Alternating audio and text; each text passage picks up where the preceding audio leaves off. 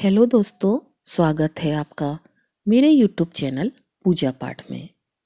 दोस्तों, आज मैं आपको फाल्गुन मास कथा अध्याय 2 सुनाने जा रही हूँ। चलिए करते हैं कथा को शुरू। तो दोस्तों, सबसे पहले हम सुनते हैं भगवान श्री कृष्ण के एक अनाथ भक्त की कथा। इस कथा का सार है, जाको राखे साइयां मार सके ना कोई, बाल न बाका कर सके जो जगबैरी होए। केरल प्रदेश में सुधार्मिक नाम के एक राजा राज्य करते थे। वह अपनी प्रजा का पालन पुत्र की तरह करते थे। एक बार उनके घर में एक सुंदर बालक ने जन्म लिया, जिसका नाम उन्होंने चंद्रहास रखा। वह बालक चंद्रहास जन्म लेते ही श्री कृष्ण नाम का उच्चारण करने लगा। चंद्रहास जी के जन्म की खुशी में राज्य में आनंद उत्सव मनाए जाने लगा। इधर शत्रु पक्ष के राजाओं ने मिलकर निश्चय किया कि यह आक्रमण करने के लिए सही अवसर है। सुधार्मिक जी अपने पुत्र का उत्सव मनाने में मग्न थे। शत्रु पक्ष के राजाओं ने उन पर आक्रमण करके राज्य को घेर लिया। सुधार्मिक जी के सैनिकों ने उन्हें रोकने का बहुत ज्यादा प्रयास किया, लेकिन वे असफल रहे। सुधार्मिक के बहुत से सैनिक मारे गए। उसके बाद राजमहल को शत्रुओं द्वारा घेर लिया गया, ताकि कोई भी बच के जा न सके। चंद्रहास की माता राजमाता ने दाई को चंद्रहास जी की जान बचाने को कहा।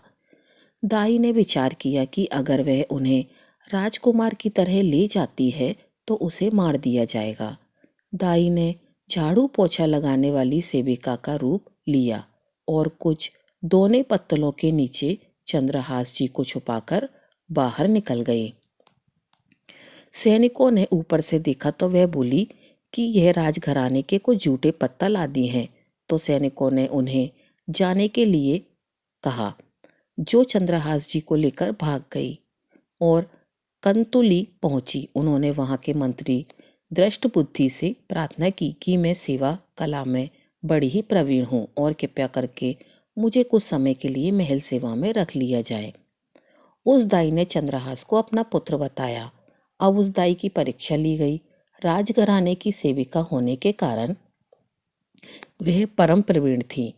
उन्हें सेवा में रख लिया गया। उन्होंने अपना असली परिचय किसी को नहीं बताया। जब चंद्रहास जी 3 वर्ष के हुए तब दाई माँ की मृत्यु हो गई। अब उसकी देखरेख करने वाला कोई न था। चंद्रहास जी के मुख पर हर समय कृष्ण कृष्ण नाम चलता रहता था। अब वह गलियों में भटकने लगे। उनको महल से निकाल दिया गया, क्योंकि दाई माँ की सेवा के कारण ही उन्हें महल में रखा गया था।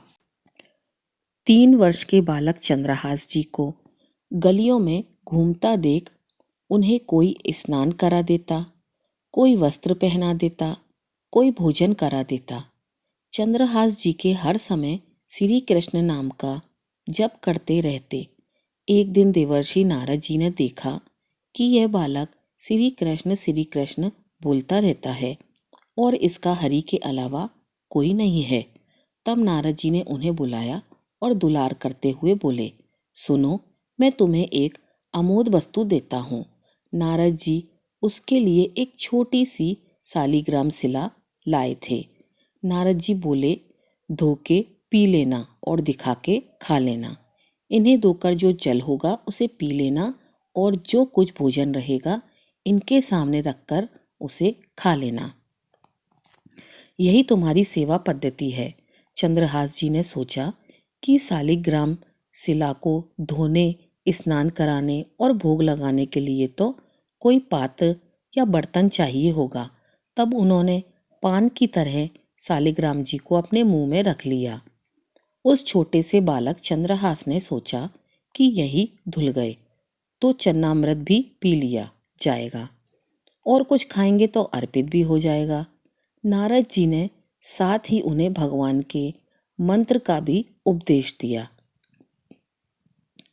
इधर मंत्री दृष्ट बुद्धि, जिसने चंद्रहास की दाई माँ को आश्रय दिया था, उनके एक पुत्र थे मदन जी, जो बहुत ही भगवत भाव वाले थे।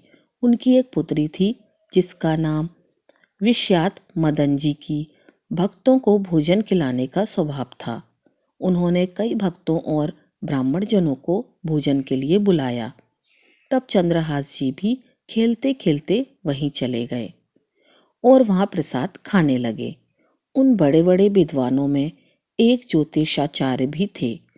दृष्ट बुद्धि जी ने अपनी पुत्री विषया के भविष्य के बारे में जानने के लिए गुरुजी से कहा कि गुरुजी, विषया का हाथ देखकर बताइए कि इसका वर कैसा होगा, उसका कैसा ऐश्वर्य होगा।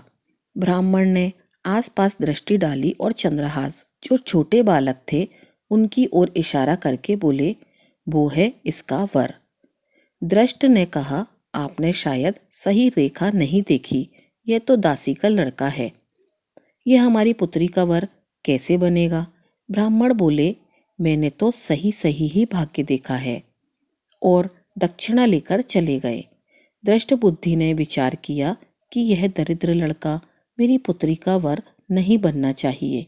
मैं इतने बड़े राज्य का मंत्री हूँ और मेरी पुत्री का ऐसा दुर्भाग्य नहीं होना चाहिए। उन्होंने निश्चय किया कि इसे आज ही मरवा डालते हैं।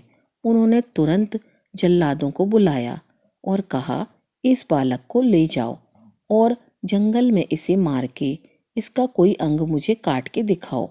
चंद्रहास, जो छोटे बालक थे, इतने सुंदर, सुशील और प्यारे लगते थे कि कोई भी उनको मारने के लिए तैयार ना होता। इसलिए उसने शर्त रखी कि इसका कोई अंग काट मुझे प्रमाण में दिखाया जाए। जल्लादों ने चंद्रहास जी का हाथ पकड़ा और उनका स्पर्श करते ही उनको ऐसा दुलार करने लगे जैसे माँ को अपने बच्चों से दुलार होता है। वह आपस में कहने लगे, भाई, इतना समय बीत गया लोगों को मारते हुए, कभी कोई पुण्य का काम नहीं किया। यह इतना सुंदर बालक जो हमारे चित्त को चुरा रहा है, इस दृष्ट बुद्धि मंत्री ने इसे मारने का आदेश क्यों दिया है। इस जन्म में न जाने कितनों को हमने काटा है, पर पता नहीं क्या हो रहा है कि हृदय में ऐसी हिम्मत नहीं हो रही कि इस बालक को मैं मार सकूं। दूसरे ने कहा, अगर तुम इसको नहीं मारोगे तो तुम मारे जाओगे, कुछ तो करना पड़ेगा। जल्लाद चंद्रहास जी को एकांत जंगल में ले गए और कहा कि हे पुत्र, क्या तुम जानते हो कि हम तुम्हें यहाँ किस लिए लाए हैं। छोटे बालक चंद्रहास जी की 5 वर्ष की आयु थी। वो बोले, मुझे पता नहीं कि आप मुझे यहाँ क्यों लाए हो।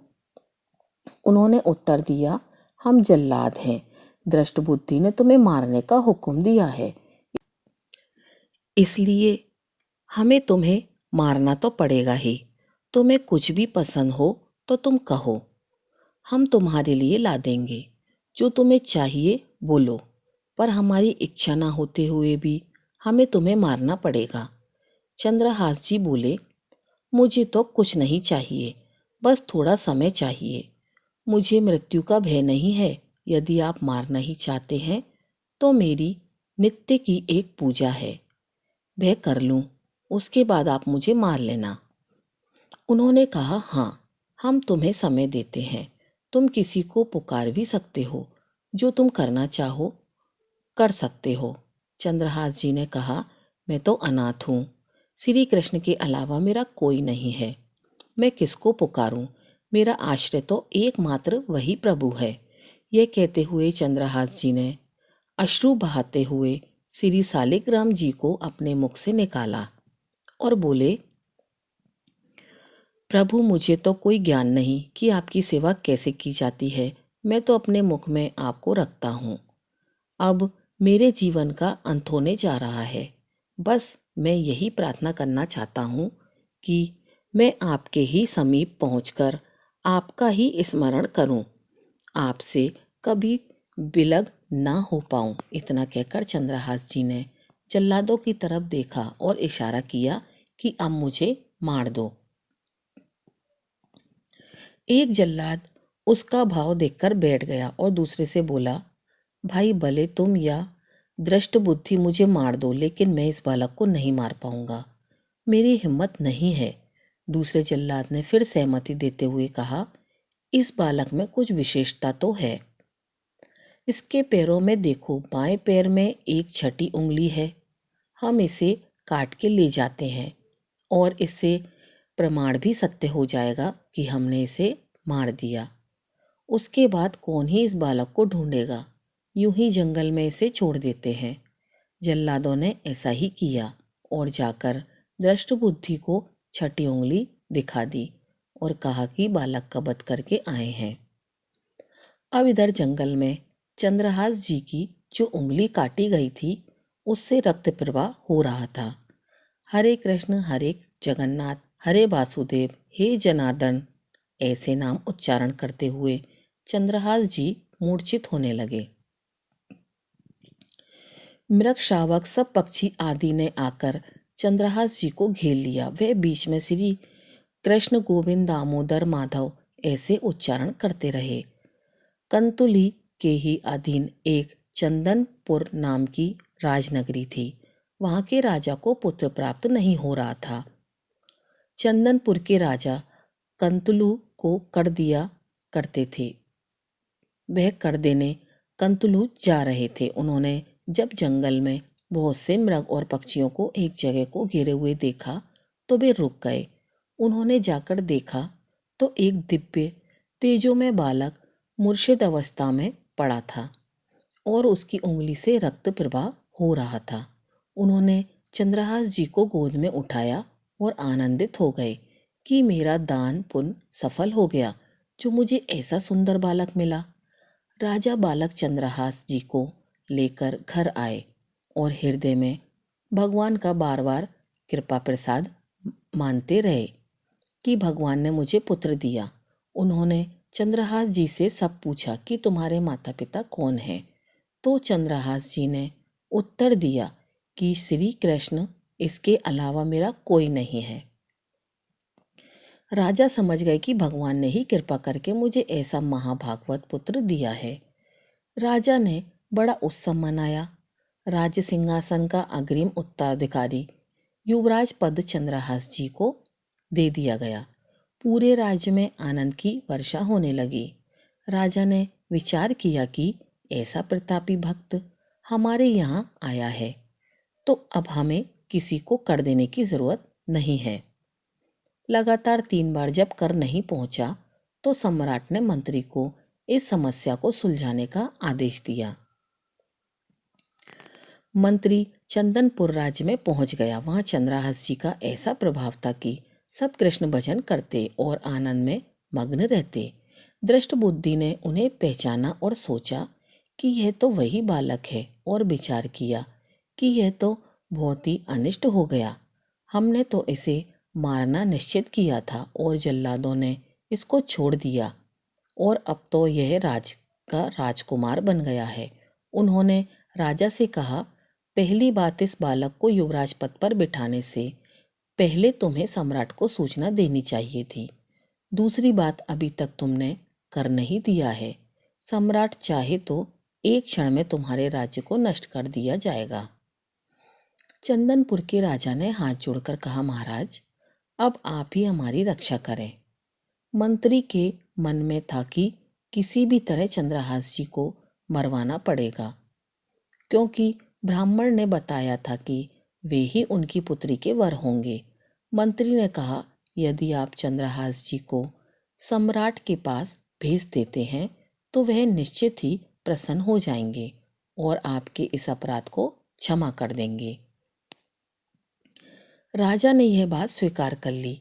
मंत्री दृष्टबुद्धि ने एक चिट्ठी लिखी और चंद्रहास जी को देते हुए कहा, इसे खोल के मत पढ़ना। वहां पहुंचते ही यह चिट्ठी मेरे पुत्र मदन को दे देना।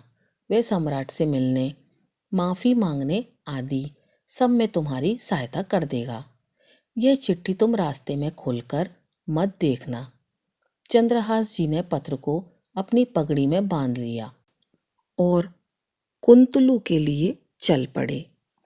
तब उनका किशोरावस्था में प्रवेश हो चुका था। कुंतलू के बाहर ही एक बगीचा था। चंद्रहास जी ने अपना घोड़ा वृक्ष पर बांध दिया और भागवत स्मरण करते हुए वहीं लेट गए। थोड़ी देर में उन्हें नींद आ गई। कुछ समय पश्चात दृष्टबुद्धि की वही पुत्री, जिसका ज्योतिषाचार्य के अनुसार चंद्रहास से विवाह होना था, अपनी सहेलियों के साथ वहां आई। घोड़ा बंधा देखकर उसे ज्ञात हुआ कि कोई यात्री भूल से राजवाटिका में आ गया है। वहीं पर उसकी नजर चंद्रहास जी पर पड़ी और देखते ही पूर्ण विधान के अनुसार उसका चित्त लुढ़ गया। यह कौन है? इतना सुंदर नव किशोरावस्था का युवक है। उसे चंद्रहास जी की पगड़ी में चिट्ठी दिखाई दी तो उसने झुककर चुपचाप वह चिट्ठी उठा ली और चिट्ठी खोलकर पढ़ने लगी। उसमें संस्कृत में पुत्र मदन के लिए संदेश लिखा था कि हे मदन, उचित अनुचित का विचार छोड़कर आते ही इस युवक को विष प्रदान कर दो। यह मेरा प्रिय कार्य होगा। मंत्री की पुत्री को बड़ा दुख हुआ कि पहली ही दृष्टि में इसे सोता हुआ देखकर मेरे प्राण समर्पित हो गए, लेकिन पिताजी तो इस सुंदर नव किशोर को विष देने की बात लिख रहे हैं। उन्होंने काजल लिया और विष को विषयावर दिया।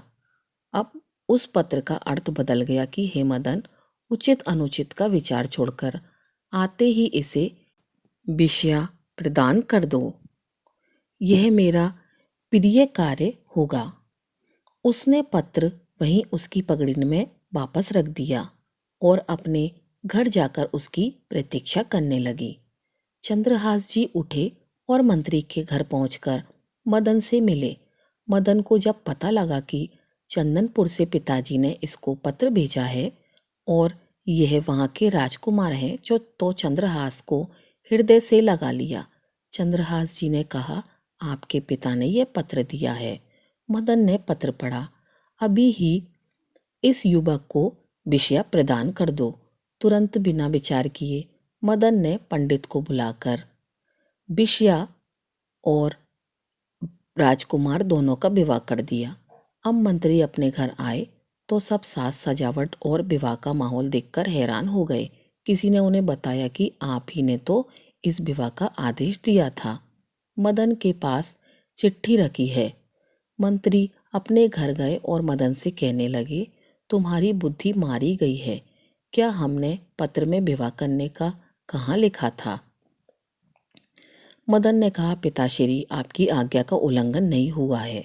आपने मेरा नाम लिखकर मुझे बिना विचार किए इस युवक को विषय प्रदान करने के लिए कहा था। इसमें मेरी कोई त्रुटि नहीं। मंत्री ने जब चंद्रहास जी को दूल्हे के रूप में देखा तो क्रोध में भर गया। उसने विचार किया कि चाहे मेरी बेटी विधवा हो जाए, पर मैं इसे जीवित नहीं रहने दूंगा। वह चंद्रहास जी के नजदीक गया और उन्हें कहा, बहुत कृपा हुई कि आप हमारे दामाद बने। हमारे यहाँ की एक रीति है कि हमारे नगर के बाहर जो देवी का मंदिर है, उसमें लड़की का कवर अकेले पूजा करने जाता है।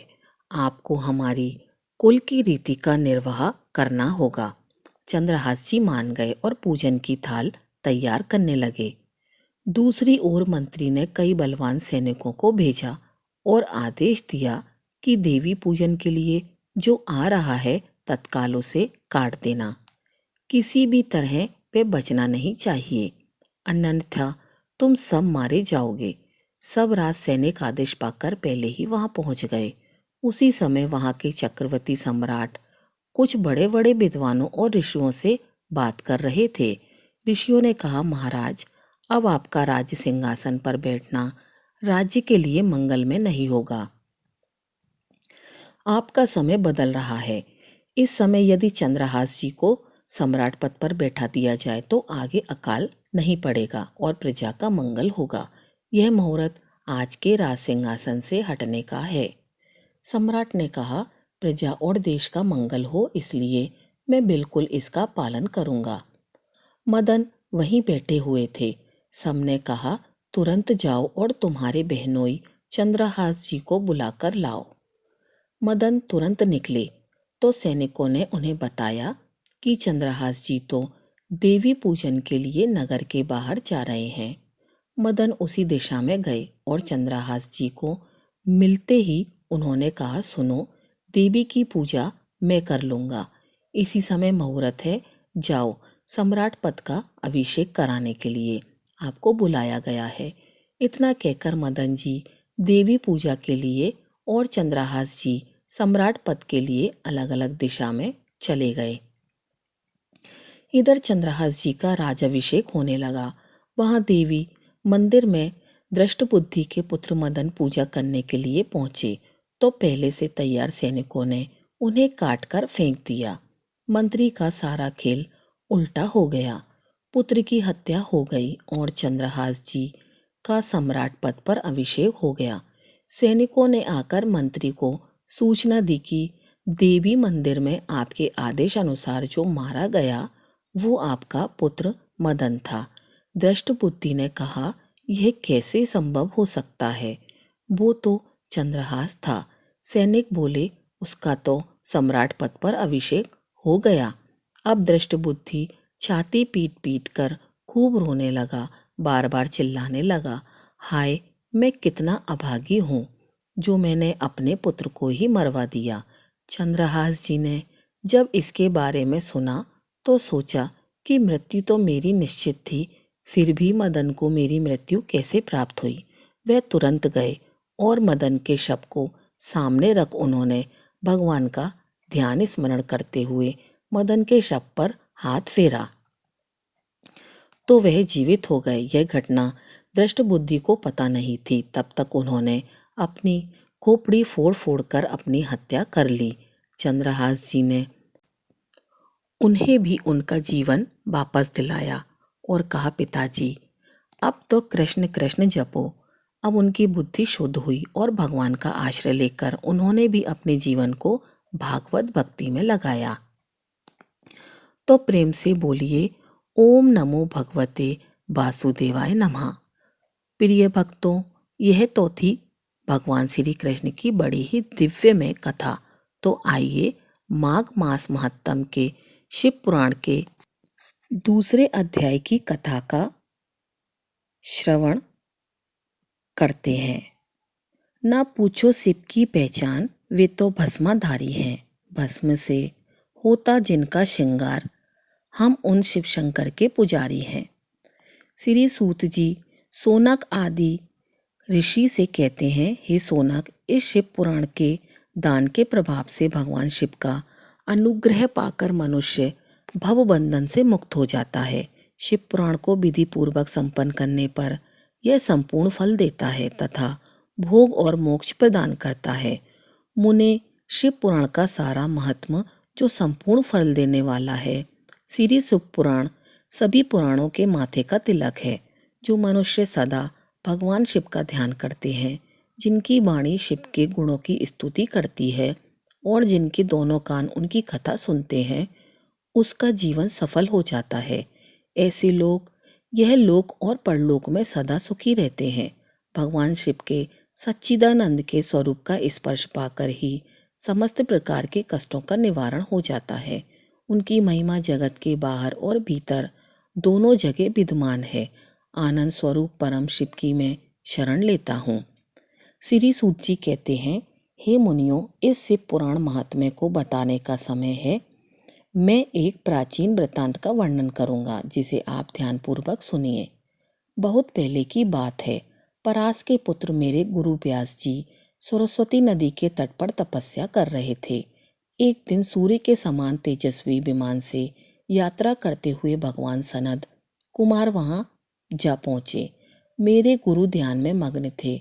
जागने पर अपने सामने सनक कुमार जी को देखकर वे बड़ी तेजी से उठे और उनके चरणों का स्पर्श कर उन्हें अर्घ्य देकर योग्य आसन विराजमान किया। प्रसन्न होकर सनक कुमार जी गंभीर वाणी में बोले, मुनि, तुम सत्य का चिंतन करो। सत्य तत्व का चिंतन ही श्रेय प्राप्ति का मार्ग है। इसी से कल्याण का मार्ग प्रशस्त होता है। यही कल्याणकारी है। यह सब जीवन में आता है तो बहुत सुंदर हो जाता है। सत्य का अर्थ है सदैव रहने वाला। इस काल का कोई प्रभाव नहीं पड़ता। यह सदा एक समान रहता है। सनत कुमार जी महर्षि व्यास जी को आगे समझाते हुए कहते हैं, महर्षि सत्यपद भगवान शिव ही हैं।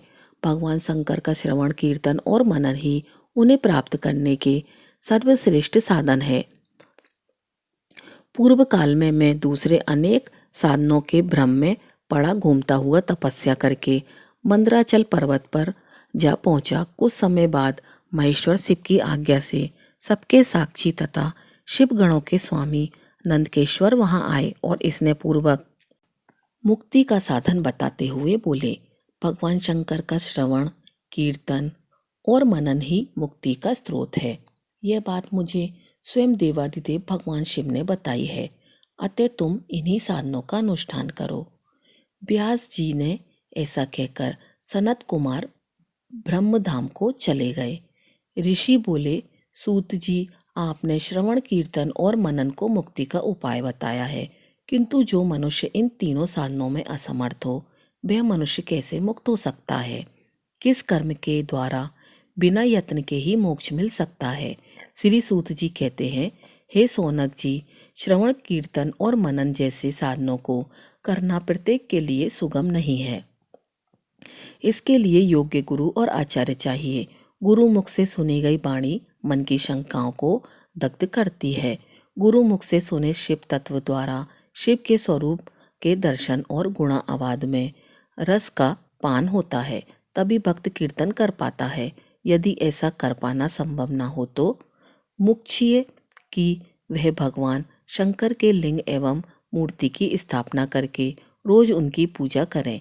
इसे अपनाकर वे इस संसार से पार हो सकते हैं। संसार सागर से पार होने के लिए इस तरह की पूजा आसानी से भक्ति पूर्वक की जा सकती है।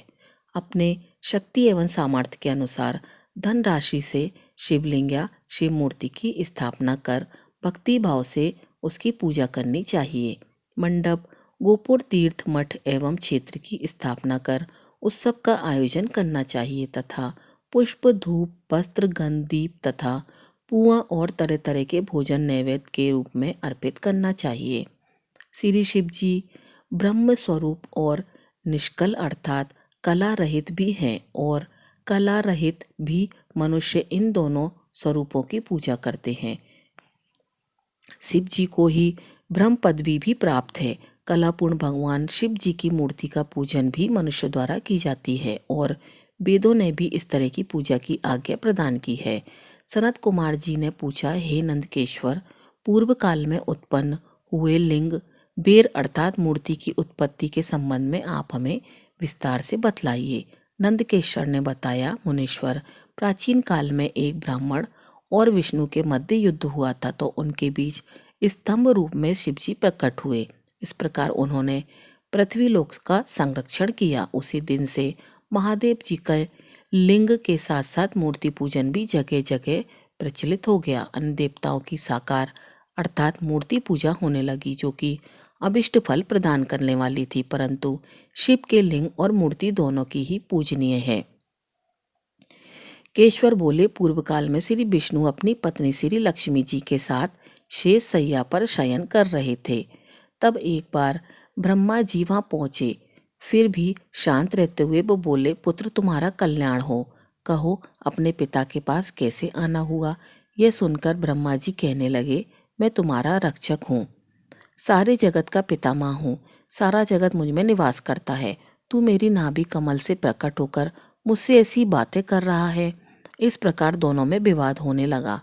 तब वे दोनों अपने को प्रभु कहते कहते एक दूसरे का वध करने को तैयार हो गए। हंस और गरुड़ पर बैठे दोनों परस्पर युद्ध करने लगे। ब्रह्मा जी के वक्षस्थल में विष्णु जी ने अनेकों अस्त्रों का प्रहार करके उन्हें व्याकुल कर दिया। इससे कुपित हो ब्रह्मा जी ने भी पलटवार भयानक प्रहार किया। उनके पारस्परिक आघातों से देवताओं में हलचल मच गई। वे घबरा गए और त्रिशूलधारी भगवान शिव के पास गए और उन्हें सारी व्यथा सुनाई। भगवान शिव अपनी सभा में उमा देवी सहित सिंहासन पर विराजमान थे और मन मन मुस्कुरा रहे थे। महादेव जी बोले, पुत्रों, मैं जानता हूँ कि तुम ब्रह्मा और विष्णु के परस्पर युद्ध से बहुत दुखी हो। तुम डरो मत। मैं अपने गणों के साथ तुम्हारे साथ चलता हूँ। तब भगवान शिव अपने नंदी पर आरूढ़ हो देवताओं सहित युद्ध स्थल की ओर चल दिए। वहां छिपकर वे ब्रह्मण और विष्णु के युद्ध को देखने लगे। उन्हें यह ज्ञात हुआ कि वे दोनों एक दूसरे को मारने की इच्छा से महेश्वर और पशुपात अस्त्रों का प्रयोग करने जा रहे हैं। तो भी युद्ध को शांत करने के लिए महाअग्नि के तुल्य एक स्तंभ के रूप में ब्रह्मा और विष्णु के मध्य खड़े हो गए। महाअग्नि के प्रकट होते ही दोनों के अस्त्र स्वयं ही शांत हो गए। अस्त्रों को शांत होते देखकर ब्रह्मा और विष्णु दोनों कहने लगे कि इस अग्नि का स्वरूप स्तंभ के बारे में हमें जानकारी करनी चाहिए। दोनों ने उसकी परीक्षा लेने का निर्णय किया। भगवान विष्णु ने शुक्र रूप धारण किया और उसको देखने के लिए नीचे धरती में चल दिए। ब्रह्मा जी हंस का रूप धारण करके ऊपर की ओर चल दिए। पाताल में बहुत नीचे जाने पर भी विष्णु जी को स्तंभ का अंत नहीं मिला। अंततः वे वापस चले आए। ब्रह्मा जी ने आकाश में जाकर केतकी का फूल देखा। वे उस फूल को लेकर विष्णु जी के पास गए। विष्णु जी ने उनके चरण पकड़ लिए। ब्रह्मा जी के छल को देखकर भगवान विष्णु प्रकट हुए। विष्णु जी की महानता से शिव प्रसन्न होकर बोले, हे विष्णु जी, आप सत्य बोलते हैं। अंत में आपको अपनी समानता का अधिकार देता हूँ। नंदेश्वर बोले, महादेव जी ब्रह्मा जी के छल पर अत्यंत ही क्रोधित हुए। उन्होंने अपने तीसरी आंख से भैरव को प्रकट किया और उन्हें आज्ञा दी कि वे तलवार से ब्रह्मा जी को दंड दें। आज्ञा पाते ही भैरव जी ने ब्रह्मा जी के बाल पकड़ लिए और उनका 5वां सिर काट दिया। ब्रह्मा जी डर के मारे कांपने लगे। उन्होंने भैरव के चरण पकड़ लिए तथा क्षमा मांगने लगे। इसे देखकर विष्णु जी ने भगवान शिव से प्रार्थना की कि आपकी कृपा से ही ब्रह्मा जी को 5वां सिर मिला था, अतः आप उन्हें क्षमा कर दें। तब शिव जी की आज्ञा पाकर ब्रह्मा को भैरव ने छोड़ दिया। शिव जी ने कहा, तुमने प्रतिष्ठा और ईश्वर तत्व को देखने के लिए छल किया है, इसलिए मैं तुम्हें शाप देता हूँ कि तुम सत्कार, स्थान व उत्सव से विहीन रहोगे। ब्रह्मा जी को अपनी गलती का पछतावा हो चुका था। उन्होंने भगवान शिव के चरण पकड़कर क्षमा मांगी और निवेदन किया कि वे उनका 5वां सिर पुनः प्रदान करें। महादेव जी ने कहा, जगत की स्थिति को बिगाड़ने से बचने के लिए पापी को दंड अवश्य देना चाहिए ताकि लोग मर्यादा बनी रहे। मैं तुम्हें वरदान देता हूँ कि तुम गणों के आचार्य कहलाओगे और तुम्हारे बिना यज्ञ पूर्ण नहीं होंगे। फिर उन्होंने केतकी के पुष्प से कहा, अरे दुष्ट केतकी पुष्प, अब मेरी पूजा के अयोग्य रहोगे। तब केतकी पुष्प बहुत दुखी हुआ और उनके चरणों में गिरकर माफी मांगने लगा। तब महादेव जी ने कहा, मेरा वचन तो झूठा नहीं हो सकता, इसलिए तू मेरे भक्तों के योग्य होगा। इस प्रकार तेरा जन्म सफल हो जाएगा। नंदेश्वर कहते हैं कि ब्रह्मा और विष्णु भगवान शिव जी को प्रणाम कर चुपचाप उनके दाएं बाएं भाग में खड़े हो गए। उन्होंने पूजनीय देवादिदेव जी को श्रेष्ठ आसन पर बैठाकर पवित्र वस्तुओं से उनका पूजन किया। दीर्घकाल तक स्थिर रहने वाली वस्तुओं को पुष्प वस्तु तथा अल्पकाल तक टिकने वाली वस्तुओं को प्राकृतिक वस्तु कहते हैं। कई तरह की पूजन सामग्रियों से ब्रह्मा जी और विष्णु जी ने अपने स्वामी महेश्वर जी का पूजन किया। इससे प्रसन्न होकर भगवान शिव ने दोनों देवताओं से मुस्कुराकर कहा, पुत्रों, आज तुम्हारे द्वारा की गई पूजा से मैं बहुत प्रसन्न हूँ। इसी कारण यह दिन परम पवित्र और महान होगा। यह तिथि शिवरात्रि के नाम से प्रसिद्ध होगी और मुझे परम प्रिय होगी। इस दिन जो मनुष्य मेरे लिंग अर्थात निराकार रूप में किया गया मेरी मूर्ति अर्थात साकार रूप की दिन रात निराहार रहकर अपनी भक्ति के अनुसार निश्चल भाव से यथोचित पूजा करेगा, वह मेरा परम प्रिय भक्त होगा। पूरे वर्ष भर निरंतर मेरी पूजा करने पर जो फल मिलता है वह फल शिवरात्रि को मेरा पूजन करके मनुष्य तत्काल प्राप्त कर लेता है। तो इस तरह से आज के अध्याय का समापन हुआ। अगर आपको वीडियो अच्छी लगी हो तो वीडियो को लाइक कीजिएगा और चैनल को सब्सक्राइब कीजिएगा। आपका दिन शुभ हो।